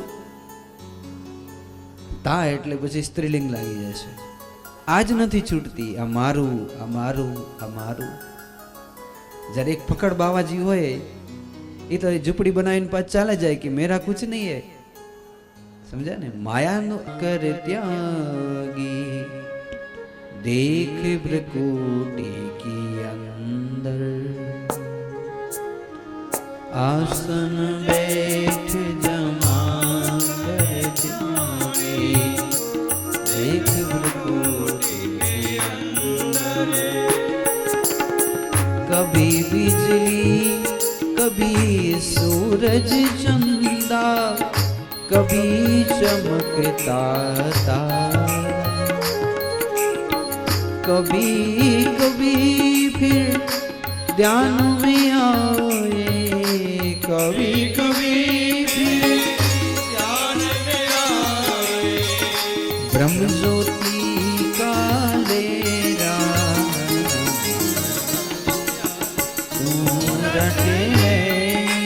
फिरे तो जाना है अकेला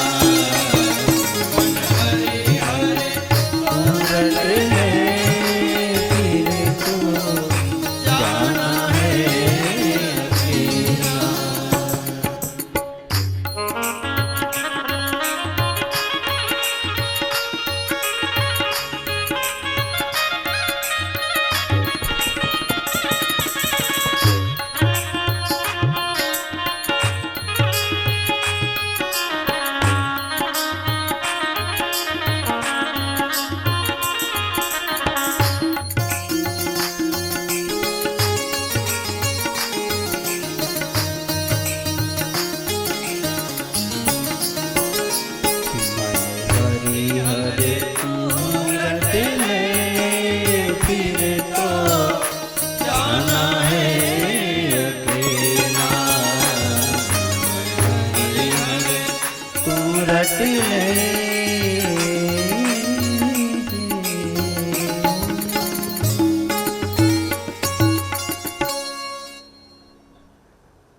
બહુ સરસ વાત કરી સુખદેવજી મહારાજને. સાંભળો ધ્યાનથી, તો કોઈક દિવસ કામ આવશે, જરૂરથી કામ આવે. સુખદેવજી મહારાજ એમ કહે છે, જીતાસનો જીત શ્વાસો જીત સંગો જીતેન્દ્રિય સ્થૂલે ભગવત રૂપે મન સંધાર દ્વિદ્યા. આ 5 વસ્તુ તમે જીવનમાં અપનાવો તો તમારો વૈકુંઠમાં જ વાસ થાય, તમને મુક્તિ જ મળે, તમને ભગવાનના શાશ્વત થાય અને થાય. 5 વસ્તુ બતાવી છે. કરશો? તો કે શું મહારાજ? તો કે પહેલે તો જીતાશનો, આસનને જીતી લેવું. 3 કલાક સુધી આમ બેસી જવાનું. દરરોજે આખા દિવસમાં 3 કલાક સુધી ભગવાનની માળા જપવી. તો કે 3 કલાક તો મહારાજ ઘણા થઈ જાય, બહુ થઈ જાય, ઓછું કરું. તો કે કદાચ 3 કલાક નહીં તો 1 કલાક ને 20 મિનિટ સુધી પણ ચાલે. પણ તમે બેસો એટલે આમ ગુડા દુખવા ન જોઈએ, એવી રીતે બેસવાનું. બેસો. કારણ કે પરીક્ષિત, જે માણસના સૂતે સૂતે જીવ જાય એની સદગતિ નથી થતી. જે માણસને આમ બેઠે બેઠે જીવ જાય એ તો વૈકુંઠમાં જ જાય. બેઠે બેઠે મરવું, એના માટે આસન જીતી લેવું. સમજાણું? આપણે સુઈ ગયા ને મૃત્યુ થયું આપણું, તો આપણે જન્મ લેશું, હાજી વૈકુંઠમાં નહીં જઈએ. આપણે અત્યારથી જ આપણે એને મહેનત કરવી પડે કે મારો જ્યારે મોત આવે ત્યારે ગમે તેમ કરીને હું બેઠો થઈ જઈશ અને બેઠે બેઠે જ મારો જીવ બારે કાઢવો છે. સમજાણું? આના માટે તમારે આસન જીતવા પડે. આ વાંકા વળી જશું ને આમ તોય તમારી શુરતા ઉપર નહીં ચડે, મુક્તિ નહીં થાય. ઢોરા છે હંમેશા તમે જોજો વાંકા હોય, ઢોરા પશુ. જ્યારે માણસને એવો બનાવ્યો જે સિદ્ધ હોય, આપણી શુરતા ઉપર ચડે અને મુક્તિ મળે. પહેલું સૂત્ર છે જીત આસનું. આસનને જીતી લેજો. જવાનથી જીતજો, નહીં તો ગઢા થશો પછી તો આમે ગુડા દુખશે, પછી તો પલાખીએ નહીં વળે. તો તમે કેવી રીતે આસનને કરી શકશો?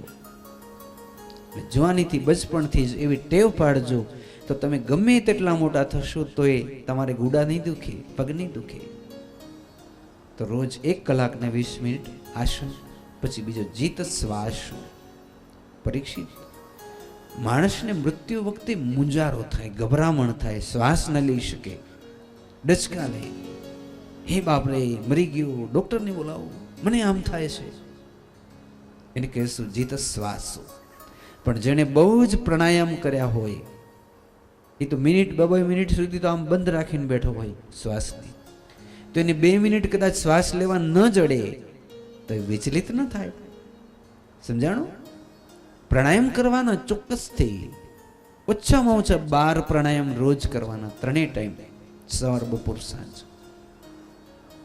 તો પ્રાણાયામ કરવાથી તમે તમારા શ્વાસને જીતી શકશો. શ્વાસ એટલે આપણા પ્રાણ, આપણી ઉર્જા, આપણું જીવન. આમ કરી આમ રોકી દેવાનું. એમાં શું થશે? જ્યારે મોત આવશે ને ત્યારે વધારે તડપતો નથી માણસ. એક સમજો તમે કે તમે જ્યારે માના પેટમાંથી નીકળ્યા, તમારો જન્મ થયો, ત્યારે ગરુડ પુરાણ, ભાગવત એમ કહે છે કે એ આમ દબાઈને નીકળે ને માના પેટમાંથી, એને એટલી તો દુઃખ અને દર્દ થાય. નાનકડો બાળક જન્મે ત્યારે એને કષ્ટની કોઈ સીમા ન હોય. પણ કેટલી વાર આમ બારે નીકળે, આમ તરત જ આંખનો પલકારો મારો કે મિનિટ કે અડધી મિનિટ વાળ જ એ જન્મે ત્યારે બાળકને દુઃખ હોય, અતિશય દુઃખ હોય માના પેટમાંથી નીકળે ત્યારે. તો શું કહે છે કે જેટલું તમને દુઃખ જન્મતી વખતે થયું એટલું જ દુઃખ મરતી વખતે થાય. પણ કેટલી વાર આંખનો પલકારો મારો એટલી વાર કે અડધી મિનિટ જેટલું જ થશે. જીવને નીકળતા કેટલી વાર લાગે? અડધી મિનિટ. બરોબર છે? તો તમને અડધી મિનિટ જો તમે શ્વાસને રોકી રાખ્યો હોય તો તમને તકલીફ ન થાય. ભલે ને ડચકા લઈએ, શ્વાસ ના લઈ શકાય, ઊંચું ચડી ગયું, નીચું ચડી ગયું.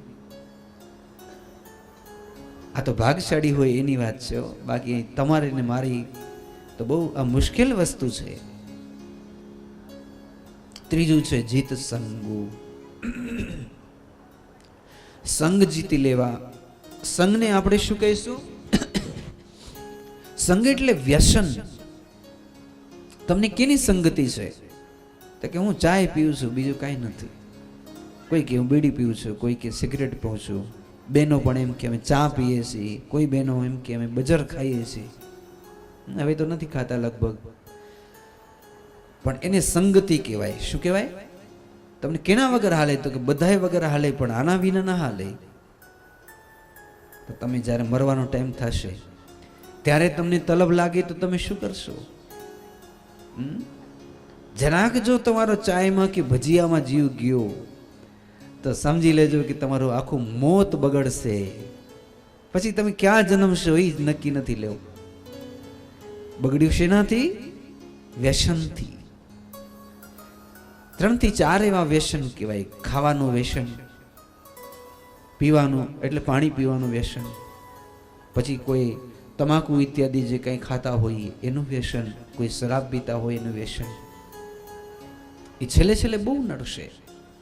મેં તો એવું સાંભળ્યું ગુરુજનો પાસે કે કોઈ માણસ મૃત્યુ પામે એટલે એનું સૂક્ષ્મ જે શરીર બહાર નીકળી જાય, પછી એને બાળી દે ને, પછી એ ગોતતો હોય, એને તલબ લાગી, પીવાનો ટાઈમ થઈ જાય ત્યારે મારા બેટા કોણ પીતા હશે?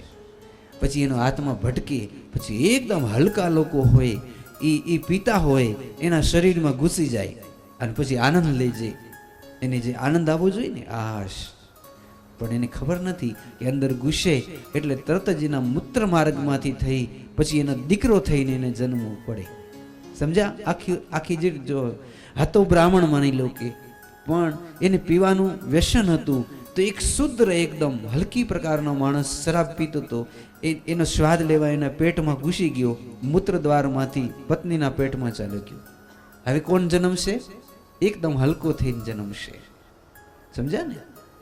એટલે આ સૂક્ષ્મ વાસના છે બધી. ચા થી લઈને બધી જ વસ્તુ એવી છે, સૂક્ષ્મ વાસના કહેવાય છે. વ્યસન રાખવા પણ એવા કે ચાલશે, હોય તો પણ ચાલે, ન હોય તો પણ ચાલે, તો તમે સાચા માર્ગે છો.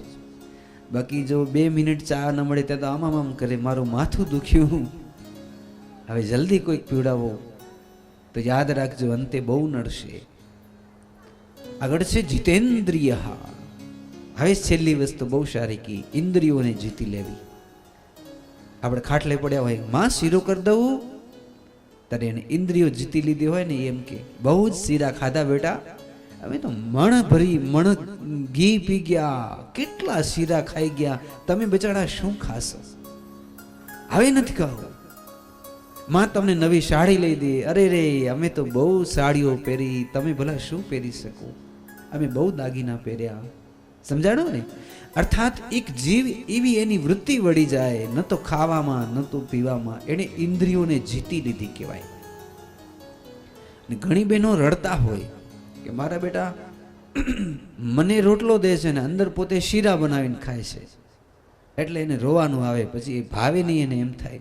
પણ જો વૃત્તિ વળેલી હોય તો એને દુઃખ ન થાય. દીકરાની વહુ હોય, દીકરો હોય, કોઈ પણ એને દુઃખી કરવા માંગે એ દુઃખી ન થઈ શકે, કારણ કે એને ઇન્દ્રિયોને જીતી લીધી છે. એને ખાવા મળશે તો ભલે, સારા કપડાં મળશે તો ભલે, કોઈ પણ એનું સ્વાગત કરશે તો ભલે, છે ને, એને દુઃખ જ નથી લાગતું. એનું નામ છે ઇન્દ્રિયોને જીતી લેવી. આંખને જીતી લેવી, કાનને જીતી લેવા, નાકને જીતી લેવું, જીભને જીતી લેવા, બધું જ જીતી લેવું. એને પછી કોઈ તકલીફ જ ન હોય.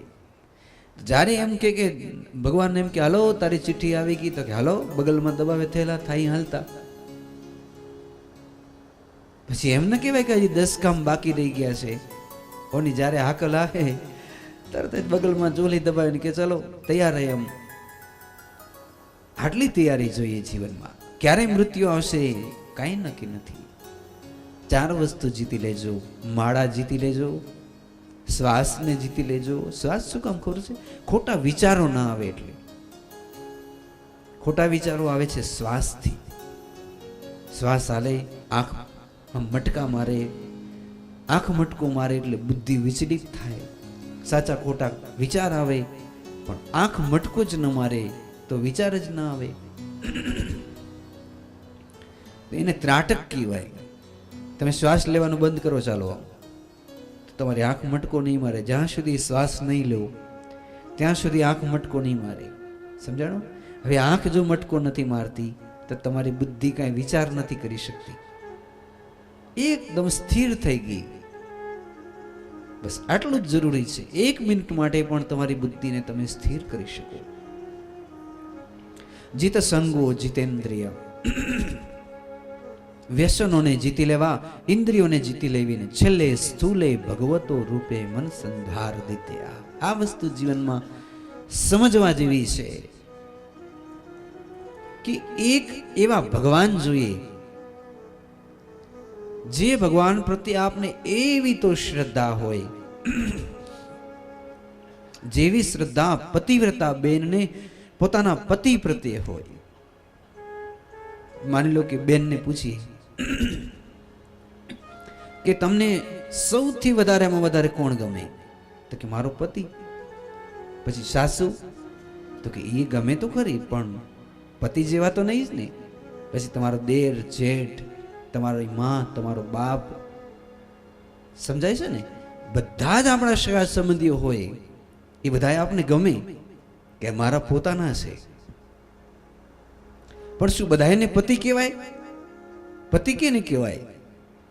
પતિ એને કહેવાય કે જેને આપણે આપણું દિલ દઈ દીધું છે, આપણું મન આપી દીધું છે.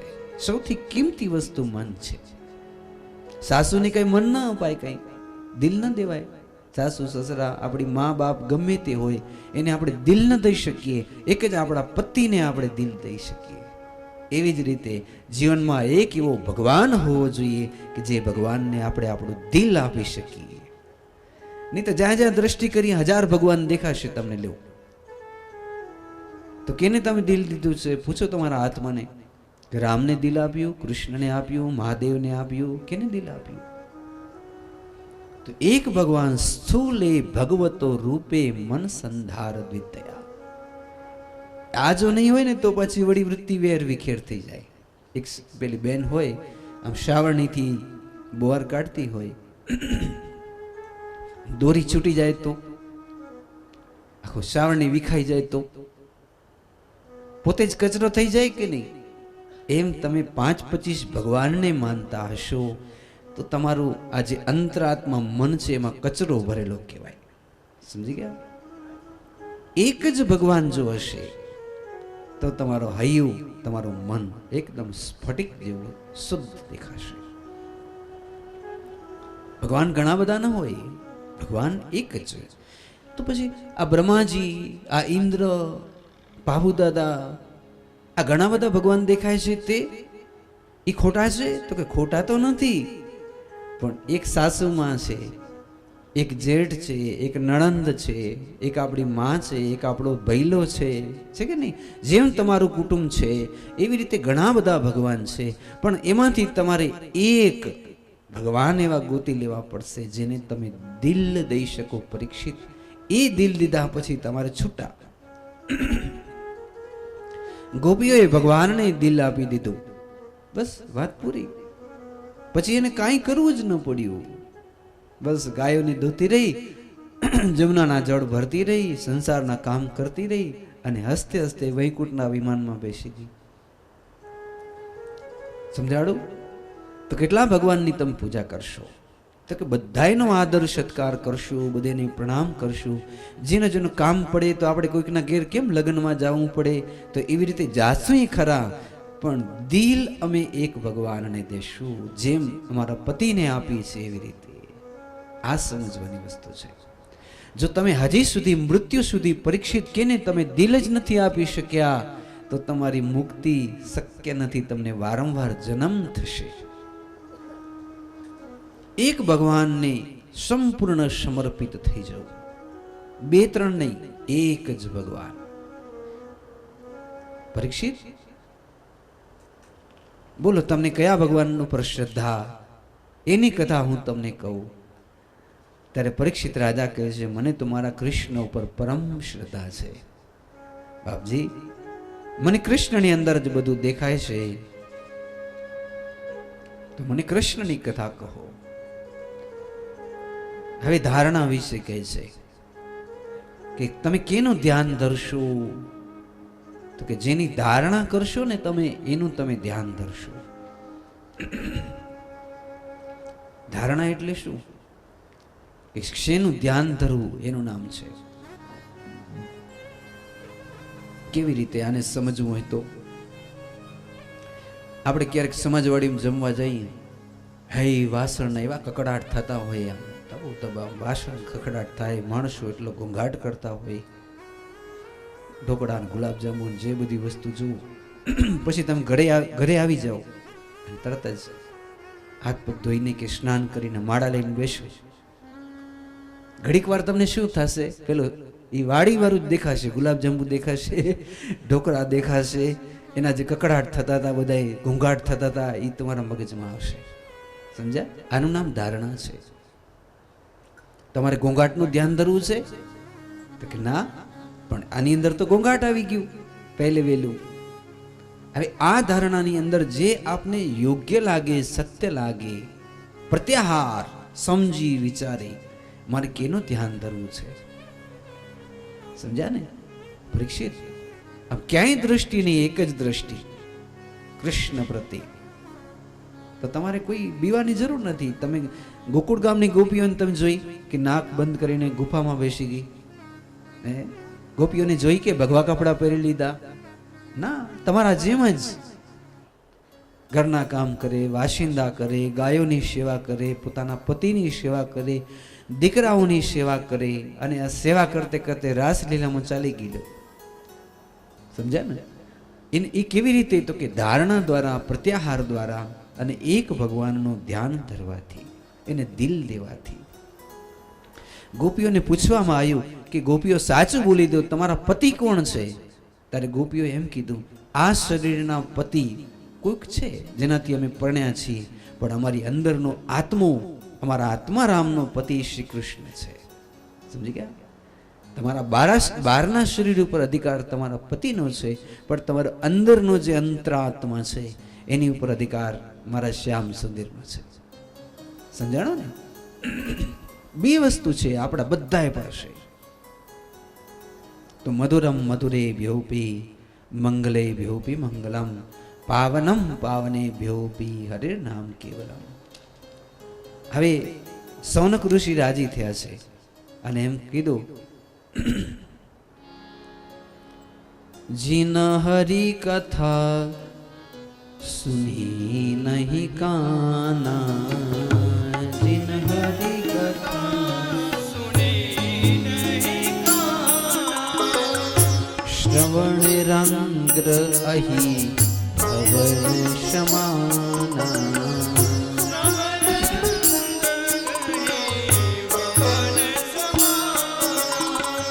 जिन हरि कथा सुने नहीं काना,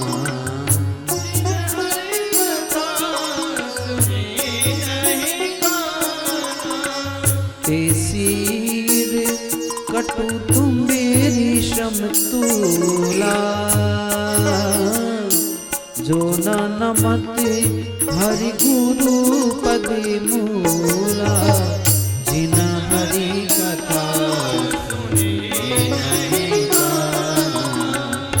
श्रवण रंग्र अहि भवन समान. भाव से कहो जय श्री कृष्ण.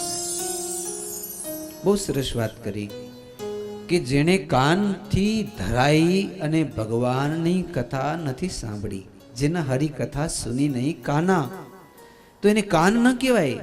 અહી એટલે નાગ, ભવન એટલે રાફડો. કાન ન કહેવાય પણ આ રાફડા કહેવાય. જેને કથા પ્રત્યે પ્રેમ કે ભાવ ન હોય એના કાનને શું કહેવાય? રાફડા. સર્પને કે ઉંદરને રહેવાના રાફડા કહેવાય.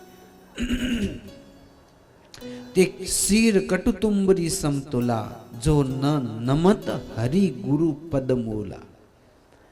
આ માથું ન કહેવાય, કડવી તુંબડી જેવું કહેવાય કે જો ખરેખર કોઈ માતા પિતા ગુરુ સજ્જનો સંત મંદિરોમાં ક્યાંય નમતું નથી. એટલા માટે સાચી વસ્તુ છે ને એ તો મન છે. શું છે? મન. મન એ વહી કારણમ બંધ મોક્ષ. કપિલ ગીતામાં પણ જોશું, પરીક્ષિતજીની કથામાં પણ આપણે આ 10 અધ્યાય બોલી ગયા હો ધડાધડ. હજી સુધી મંગલાચરણ નથી કર્યું સુખદેવજી મહારાજે, અને બતાવી ગયા જીવન કેમ જીવવું, કેવી રીતે ખાવું, કેવી રીતે પીવું, કેટલો ટાઈમ માળા ફેરવવી, શું કરવું, કેવી રીતે વ્યસનથી દૂર રહેવું. પછી આમ કરતા દ્રષ્ટિ કરી તો પોતાના પિતા વ્યાસજી દેખાણા, દાદા પરાશર દેખાણા. પછી વિચાર કર્યો, અરે રે, મેં તો મંગલાચરણ નથી કર્યું. અને મંગલાચરણનો એક શ્લોક જોઈએ. શ્રી શુકયોવાચ નમઃ પરસ્મે પુરુષાય ભૂયસે સદુદ્ભવસ્થાન નિરોધ લીલયા ગૃહીત શક્તિ ત્રિતતાય દેન.